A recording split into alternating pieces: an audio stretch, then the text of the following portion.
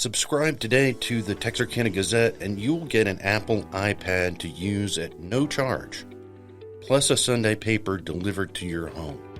Every day you'll get an electronic version of the Gazette downloaded directly to your iPad. It's the ultimate home delivery. No more waiting, wet papers, or going out into the cold. And everything you want, the latest news, puzzles, and coupons, is right there. You can zoom in to make articles easier to read, or have the iPad read them to you aloud. Enjoy full-color photo galleries and embedded video content, and access the Gazette's archives back to 2002. For only $29.99 a month, it's a great deal. Call 870-648-1209. That's 870-648-1209 to subscribe to the Texarkana Gazette today. Hello and welcome to On the Line. I'm Carl Richter. In this week's special episode, arts and entertainment reporter Aaron Brand takes the wheel to introduce and interview local musicians Heather, Linn and Jase Bryant. They talked about their musical partnership and performed a few of their original songs. Without further ado, here's Aaron. If you pay attention to the local music scene, two names pop up a lot: Heather, Linn and Jase Bryant. They perform together, separately, and in Heather's band, the Deacons. Places like Fat Jack's and Hopkins Ice House host their live shows, which include Heather's flair for showmanship and audience interaction. She makes music an experience, and she'll dance with you. Heather grew up on East Texas gospel and area opries, but a few years ago she paired her rich bluesy voice with a band, playing country, southern rock, and blues. And her music partner, Jase, is a longtime vet of the local music scene in bands like Canaan and Buffalo Child. Jase is comfortable with indie rock, country, and blues tunes and more. He is versatile, playing covers, but also his own original songs, swamp boogie, as he calls it. For both of them, live music is what they love. They also enjoy cigars, and Jase has a new kitten named Lebowski. Here's our talk with Heather, Linn and Jase, music included. Welcome to the show, y'all. Hey. It's good to see you. Thanks for having us. I'm here with Heather, Linn and Jase Bryant. Mm-hmm. We're going to talk and play some music. That's right. Now, the first question I have, because I've interviewed both of you before, kind of back earlier in your careers, Heather, when you kind of first were starting to play live, and Jase, I've interviewed you for different stories. Couple of different things, yeah. But also for two bands that you've had, Canaan, and then the previous band. Buffalo Child. Buffalo Child. A long time ago. Now knowing you guys kind of separately, having interviewed you, you guys are kind of a little bit of an unlikely pairing. We kind of are. And so I wanted to find out how you came together, what brought you together, and what's kind of driving your kind of partnership with music. Well, Paul brought us together, really. Paul brought us together, yeah. So before I worked with Heather, I was working with Taryn Ashley, and Paul Holder, our drummer, was working with Taryn and I. And she was getting ready to move to Colorado, and Paul started picking up gigs with Heather, kind of in the interim. And then after Taryn moved, I didn't have a gig, and Paul was like, hey, we need a guitarist in this outfit. And so he just brought me on board, and our first gig ever was at Pink Ride at the Elks Lodge. Yeah. I think. Yeah, and our second was at On the Border, I think. And I had just learned all this material, and so I was nervous, and you did well. And luckily, we only had to play like an hour for that gig. I didn't have to learn all of it for the first gig. But what did you have to learn for that first gig? Oh, just a lot of the classics that we play, Eagles covers that we do, and Doobie Brothers, and just a lot of the classics that we do. And I knew some of the material already, but it was daunting trying to get that whole set list together in a short amount of time. Because it was a very short period of time. It kind of happened quick. Yeah, I had a guitar player at the time that he's a great guitar player. He was tired. He'd been doing it for 40 years. He was ready to kind of duck out his parents were kind of having some health issues, so he needed to be there to take care of them. And my drummer was he was working a lot, and so that's when I kind of got Paul on board, and Paul brought Jase on board, and it was kind of fate, I guess you could call it. It's been the biggest blessing I've ever had. I'll put it to you that way. So, yeah, I kind of wanted to kind of find out like a little bit like kind of where your musical styles merge and the things that you listen to. I know that you've got like this kind of East Texas country blues thing going on, and I know Jase, you have a kind of an indie rock thing. But also a love for blues, and I know Canaan was really bluesy. So yeah, and Canaan was more heavy rock too. It was more like heavy psychedelic '60s kind of thing, Right. I don't know. I come from all over the place when it comes to music. 'Cause, like when Canaan ended and I started working with Taryn, that's when I started doing country music, and I write a lot of country stuff now, and I have a lot of that. I come from a big gospel background. That's right. I was a gospel singer for 11 years. I've always been in country music. When I had a band in high school, and we were country music. And then when I got out of high school and was raising a family, I was a gospel singer. And then in my 30s, I went, my passion is on the stage. That's where I'm an entertainer. And I tell people all the time, I'm more of an entertainer than I am a singer. And that's just where my joy for it lies, is in the entertainment part of it. So I know you've said that you like being the lead singer rather than the backup singer. I did. I played with a few bands where I was just a backup singer, and Jase knows I'm not a harmony singer. I'm not the greatest. You've come along over the years. He's taught me a lot over the last, almost 3.5, almost 4 years. Almost 3.5 years. Yeah. And so, I was always a front person, and that's just where I'm supposed to be. So. Nobody can steal the limelight from Heather. She's on stage. She's going to be Ask my mama. I've been that way since I was little. Well, I guess that kind of leads me to another thing I want to talk about, is this kind of playing live music. I know that for both of you, that's just where it's at for you. And so absolutely. It seems like another point of the connection that you guys have. Mm-hmm. Yeah.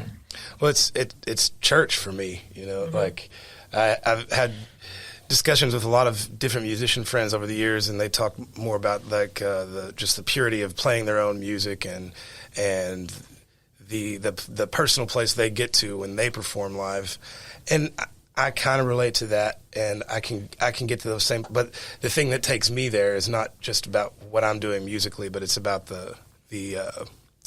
it's about the performance. It's about the community.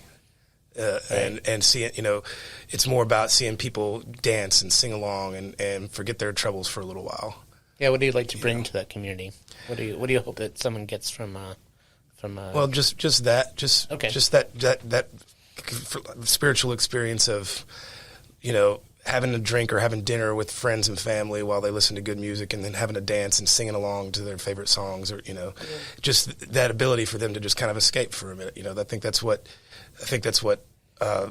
live music is always about, is providing that kind of separation from your daily reality into a one-off experience that you might have, whether it's a big concert out in some pavilion or if it's just over at Fat Jack's. Right. You play lots of different types of venues, and so you still kind of bring that same feeling for live music no matter where the venue is. Yeah, I don't think there's any better feeling in the world than the energy of a crowd. If the energy is there, you can drive that whole show into a whole different direction. It can go one way or it can go another. For me, I mean, I am completely driven by how happy I make that crowd, and there's a lot of drugs in this world, but that's a great high. That is a great high. Yeah. How do you kind of recognize that joy or that feeling in the audience? It's an energy. It's a complete energy. And it's kind of one of those things that you can only recognize it in the moment. It's almost like if you recognize it and hold on to it too tight, then you lose your grasp on it. You kind of have to see it and stay separate from it and realize that it's not just internal, but it has to do with everybody that's in that room. It's a community feeling. It's not just a personal thing. It's a shared thing. And we play our handful of shows that we just feel like background noise. You know what I mean? But I think those shows are really humbling in a lot of ways, because then you get those shows that are oh yeah, this is it. And you appreciate it. You appreciate every time it comes around because, not all of them are that way, but. Plus the background noise shows, their paychecks. They keep the lights on. They do. you do them no matter what. Because even though that's all they, may be, and you never know who's there. You never know what that show will lead to. You really don't. Because there'll be somebody out there who really is appreciating it, and will go, hey, I want to really like to book y'all for this. Well, it's like we had that last weekend in Grapevine. We were playing at this new restaurant that was on a golf course, and we were kind of background music for there wasn't like that energy that you wanted to feed off of. And of course, Heather's pretty good at generating that when it's not there organically. She's pretty good at drawing it out of people. Yeah, I would imagine that you like to step out into the audience and just be a little confrontational with. I do. With music. She won't put up with people not clapping for her. She doesn't. I will force it. I will make them stop and clap for me. I've heard her say on countless occasions, "I'm not above begging for your attention, guys." Well, it's just a small audience here today, but how about a song? You can do that. Yeah. And Dirt Road. Dirt Road. Okay. Yeah. You want to tell them about it? Yeah, so this song was written by a friend of mine up in Washington State named Josh Buffer. I've never met him person to person, face to face, but he reached out through me through Instagram actually. And it's like, I would really like to write a song for you. And so I'm like, that's great, but I don't want no fluff. I'm not a fluff kind of girl. You know what I mean? Has that happened before, that someone has just kind of contacted you out of not like that. No, not out of the blue. Not with me. Now, we have friends that are songwriters that we've collaborated with, and that are great songwriters. But this one, he just came to me, and I told him kind of what I wanted, and he wrote it. And then Jase put the music to it, and it really turned out to be a pretty good little song. It's called Dirt Road. It's just kind of about your favorite watering hole. You know what I mean? Awesome. Backwoods bars. Backwoods bars, yeah. Let's hear it.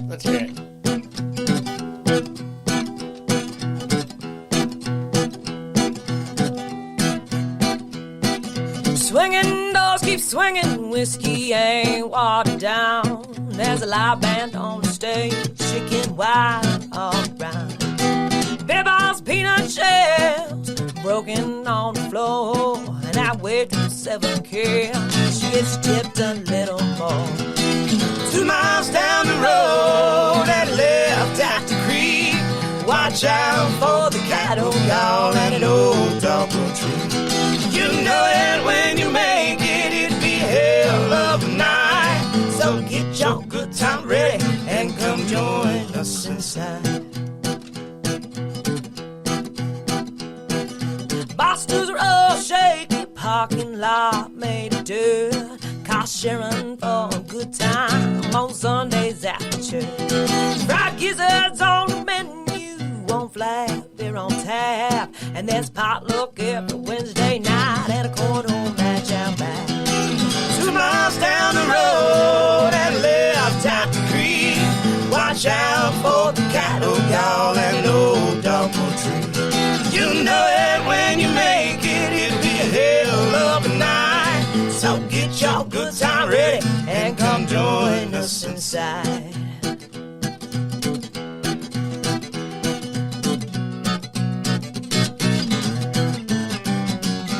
Oh, it ain't no fancy night scene. Pray you've had your shots. It's my go-to. More times than it's night. 2, 3, hey.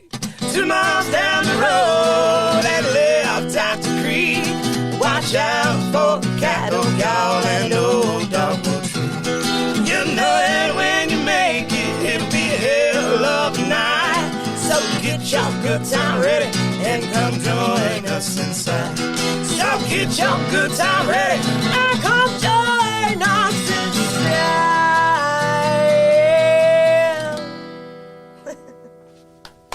That's Dirt Road. That's Dirt Road, yeah. We call that our little Gypsy Feel song. That sounds great. Have you played some places like that you've described there in the song? Oh, yeah. Do you have a favorite? In all honesty, I think in my mind, when I told him to write the song, Fat Jack's really came to my mind. Yeah, because that's a home bar to the us. local dive watering hole kind of thing. Yeah. But we've played a lot. Well, we've played a lot of those. A lot of places around the area that are like that. MJ's. There are a few places in Shreveport we played that are kind of backwoods of Louisiana. Yeah. What was that sandbar? Where was that at? That was somewhere down in East Texas, isn't it? That's down in Kilgore. Kilgore, that's right. right. I mean, it's right on the river and it floods. It's just one of those bars that's got like stilts on the side of the river, and but I mean, it's very. I don't even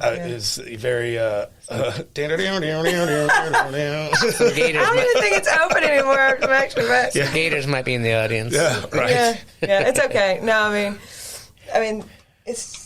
Those are some of the best places, though. You find some of the best people in those places. Mm-hmm. It really, I was going to ask, now that we are coming out of the whole pandemic, and places are opening up, and how does that feel, kind of being back out?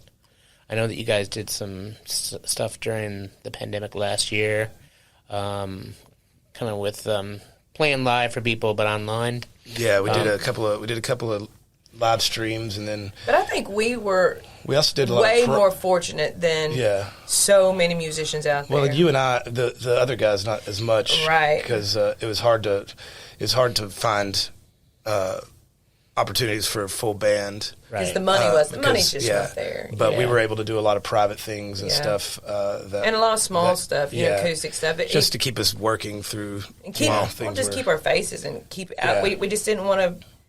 We didn't want to get lost. But, we had I feel like at this point in time we're kind of on this. Well, things opening back up have kind of shifted our direction, because before the pandemic we were focused a lot more in Arkansas, I think, and even in Louisiana, things shutting down, and we lost some of our regular gigs, but things opening back up, we've gained a lot of new, we've expanded into the DFW market now, Oklahoma, more into Oklahoma, and even just honestly, we've been focused on Texas a lot more. Yeah, we really have. But those opportunities weren't there before the pandemic, and now as things are kind of opening back up, we're seeing it's just kind of shifted our direction, and I think in a positive way. Yeah, we just a lot of the new opportunities we're getting are what's the best word? They're just leading to even more and more opportunities. It's like we're on this ride that's really it's progressing forward at a very nice rate. I mean, and in my opinion, it's been a year of growth for us. This has been a great year of growth for us. And how often do you guys play it just as a duo, and often do you play with the Deacons? When I'm booking, I do all the booking. And when I'm booking, I try to just during the week, Thursdays and Fridays, it's just Jase and I, because the guys have to work. I mean, we work too, but it's easier for us than it is for them. And so the weekends, Saturdays, and if we have an occasional Sunday gig, those are all full band. I think the average week for us is a Friday night as a duo and Saturday night with the full band. That's kind of that's not.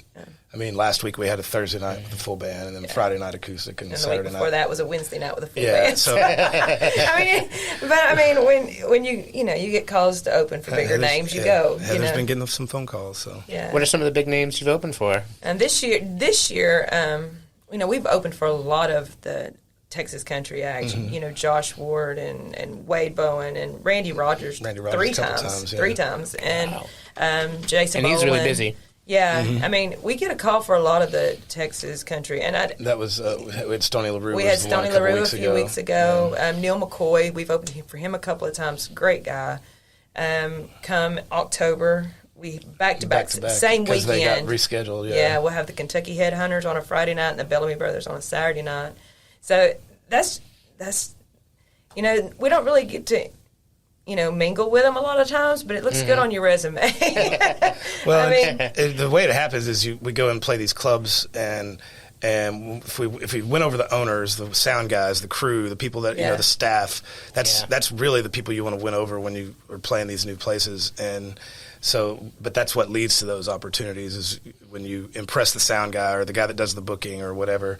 then they're going to give you that call back when they say, hey, I've got the Bellamy Brothers coming. I've got so-and-so, and I want you to be the act for it. So do you kind of like approach that kind of set list or that show a little differently than you do when you're kind of the headliners?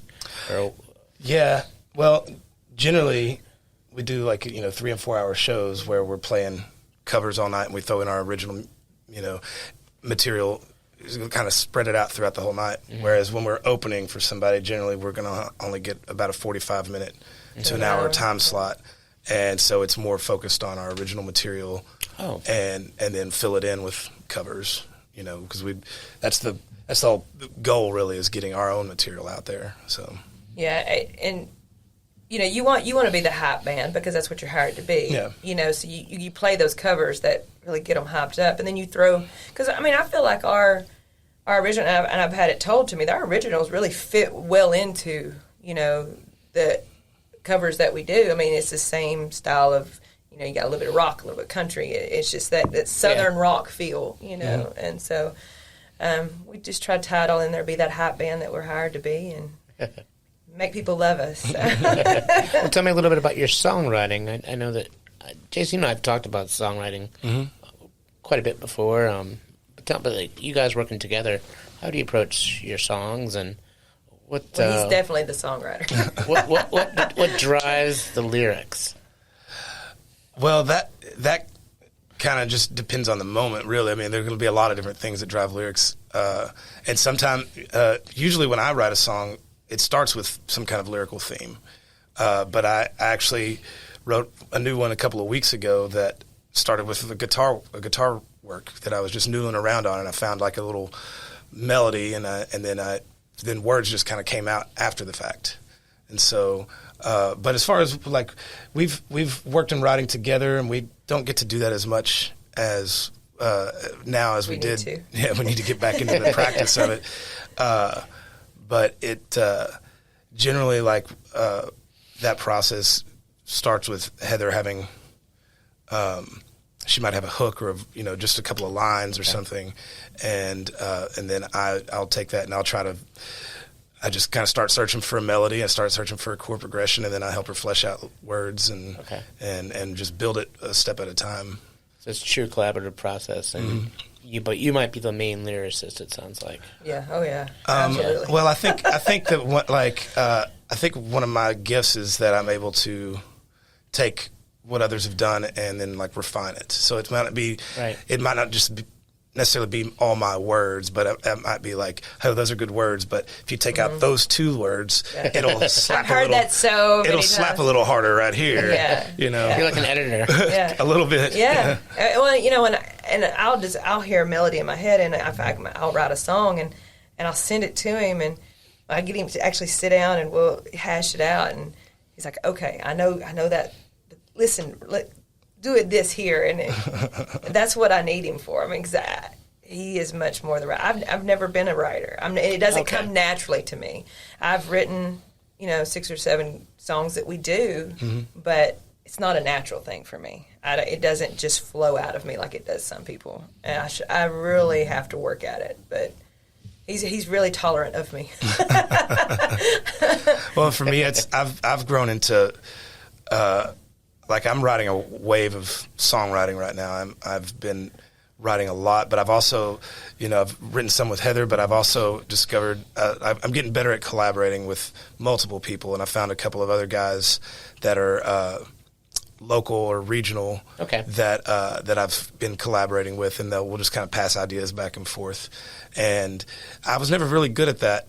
It's something that it's a skill, a discipline that I'm having to learn. And there's a vulnerability to it. And you have to have trust with the people that you're working with, and there's a lot to it, but it's refreshing to just kind of discover a new way to create and not feel like it has to be all me, but I don't have a problem recording a song that, a buddy of mine wrote all the verses to, and I just kind of helped with the chorus or something, Do you get a different kind of, sense of satisfaction recording or playing rather the original material rather than covers? For me, when you've played this song, and especially around here, there's the song we'll do later. it's caught on around here to the point where people know the words. And when you see them singing your own songs back to you, oh wow, that is that moment. That's always a good feeling. Wow. Or the song I wrote for my daughter, when you sing it to them, and these people literally have tears running down their eyes because they're mamas that can relate. Job done. You know what I mean? Yeah, There's Definitely. I mean, and I've had that in my past projects as well. I remember having quite a bit with Kanan. I had a song called "Foolish Blues" that it was just a catchy, simple chorus, but it got to a point where anytime we played, I could just back off the mic because everybody was singing along, and that's always a great feeling. There's always a satisfaction to it. But again, kind of touching on what we were talking about earlier, for me, I've grown to a point where it's not just about.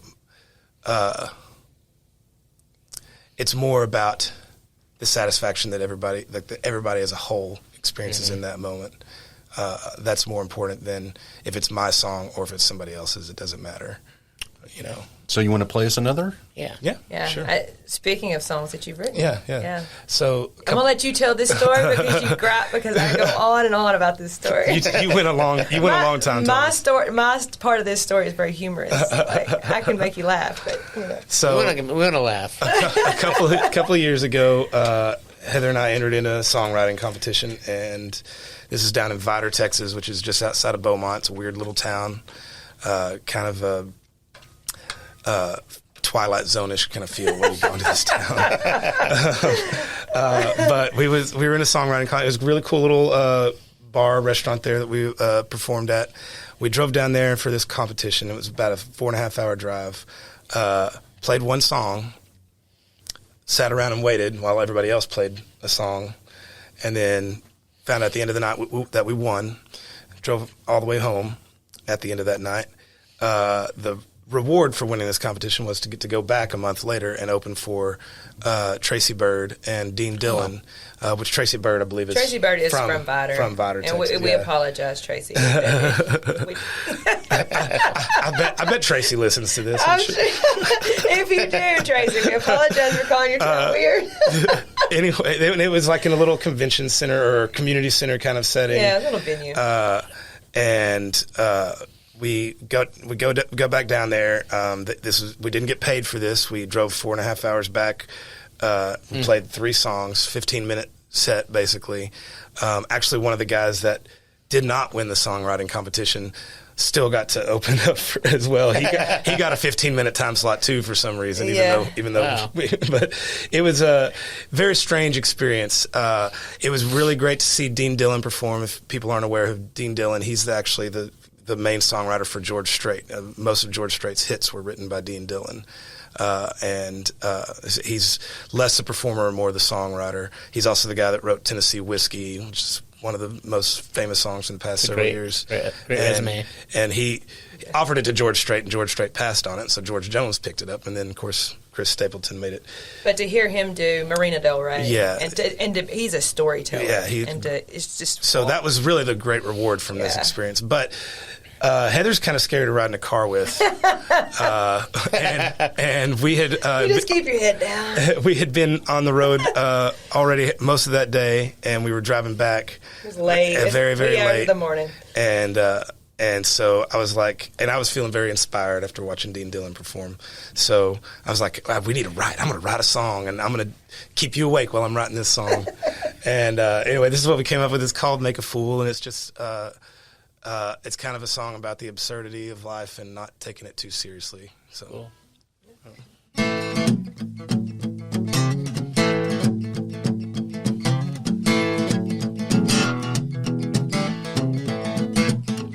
I sang in Beaumont, Texas, Friday night. I was back in Texarkana before daylight. I had a few too many. I didn't make a penny. Thank God I made it home again with my life. I was in deep Louisiana Saturday. That homemade moonshine washed my blues away. It's Sunday morning drive. I think I'm still alive. It don't really matter what I say. You know life ain't gotta be so serious. It's all good and bad, so don't get mad, 'cause it's all gonna turn to dust. Just give them hell, make them yell, do it with a smile. Make a fool out of yourself every once in a while.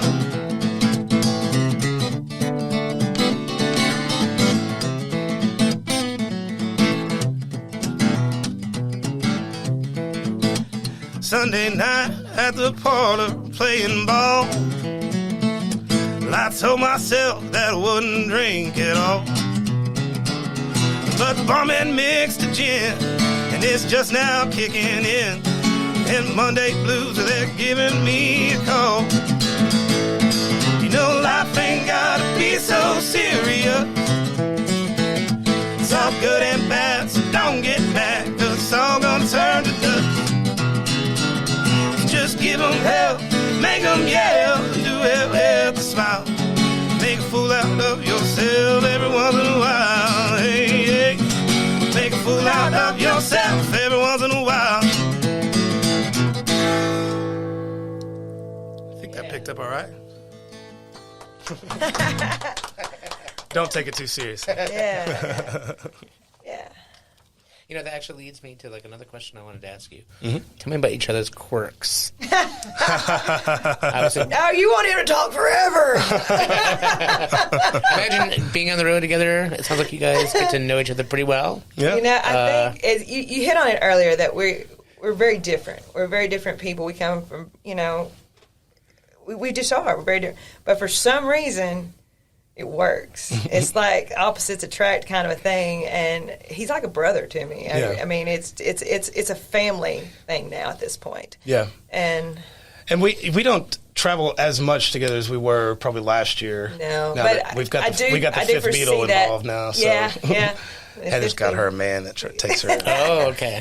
He plays a big role with us these days. He actually has grown into a very big role. Do you put him to work? Yeah, he's a roadie. He's a sound man. Well, he's kind of put himself to work, really. He really has. Like, it's not that we asked him. No. He just wanted to start contributing, and he's like watching YouTube videos on how to run sound and he's literally pick out teaching frequencies. himself to run sound. And it's a big help. That's a perk. Help, yeah. That's a perk in dating, yeah. Yeah, when you've got somebody who's as committed to what you do as you are. Yeah, he's extremely supportive. You don't. He believes in us, and that's what he'll tell anybody. I believe in what they do. You know. So. But yeah, we. I would say that the chemistry that we've grown into is probably like I wouldn't call it necessarily natural. At least not at first. I think it was kind of hard fought. Like we had to kind of earn it with each other and figure each other out. Yeah. It took some time. It wasn't like it wasn't like I joined up and it was just automatically, felt right. It took a little bit of patience and figuring each other out. Probably about a year. I remember the night it happened. Yeah. Well, as far as on stage. Okay. As far as the chemistry vocally on story. stage. I don't know if you've ever told me this story. Really? Tell me. No, I don't know how you don't remember it. Because you looked at me the same time I looked at you. Well, I mean, we've done a lot of gigs together. But it was about a year in, and just all of a sudden, it was. Well, I don't even remember the song. I don't remember the song. I just remember the moment, and it just hit, and it hit right for once. But it felt like okay, and we just looked at each other, and in my mind, that was the moment that it became. All right, we're solid. We're good.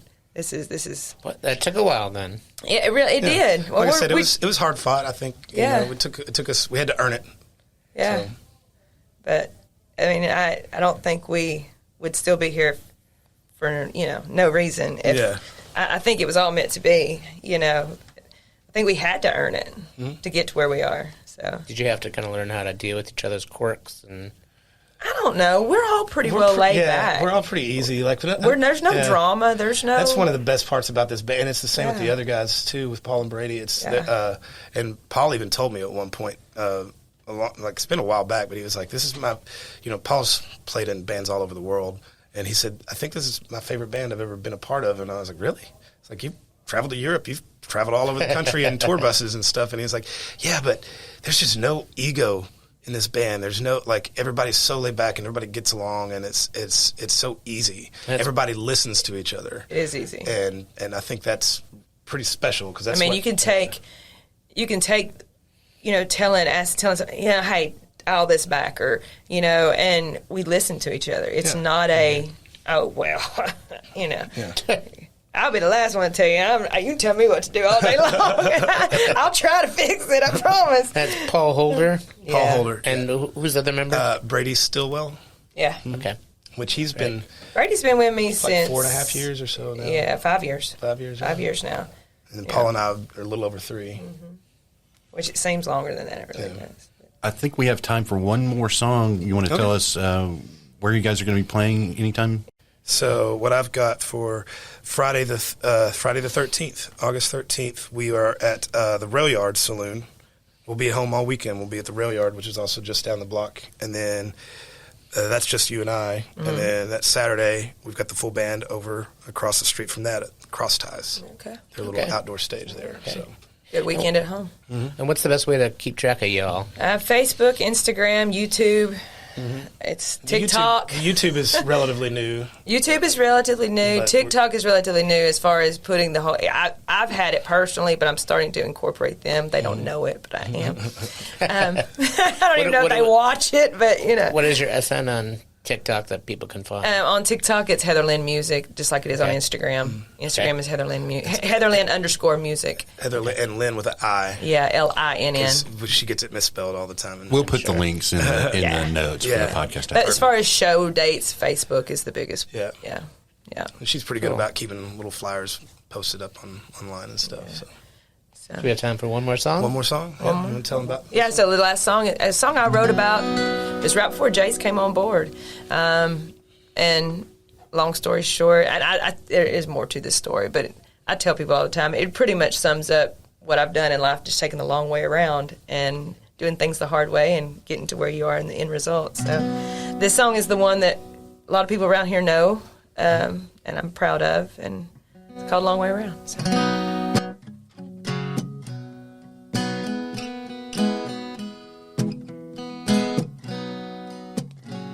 When life's got you down and you cannot stand to say all the people in your crowd, you take a long way around when your baby's acting like a clown, but all you feel on your face is afraid you're about to come unwell.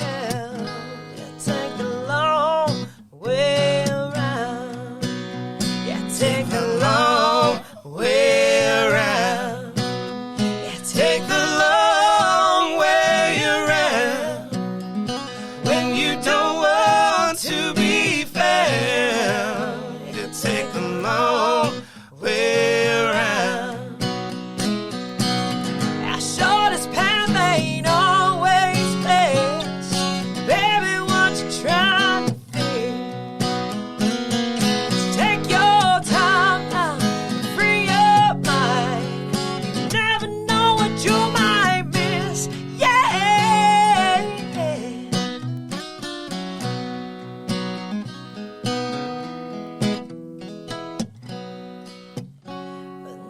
Road has got you beat down, and you're headed for the final time. Don't find yourself now laying face down. Take a long way around. Yeah, take a long way around. Yeah, take a long way around when you don't want to be fair. You take a long way around. Yeah, when you don't want to be fair, you take a long way around. Yeah. There it is. Thank you. It was a little rough, though. It's all right. That was lovely. Heather Lynn, Jase Bryant. Thank you guys so much for having us. Thank you. This is going to be great. Thank y'all. Good times. Can't imagine two better people to start off our music, live music Much podcast. Thank you so much. Yes. Enjoyed it. Yeah. On the Line is a Texarkana Gazette podcast recorded in Star Bear Studio. right here in downtown Texarkana, USA. Carl Richter produces and edits the show. Aaron Brand and Carl Richter wrote this week's episode. News stories are based on Gazette staff reports. Texarkana Gazette podcasts are made possible in part by a grant from the Google News Initiative Journalism Emergency Relief Fund. We'll see you next week on The Line.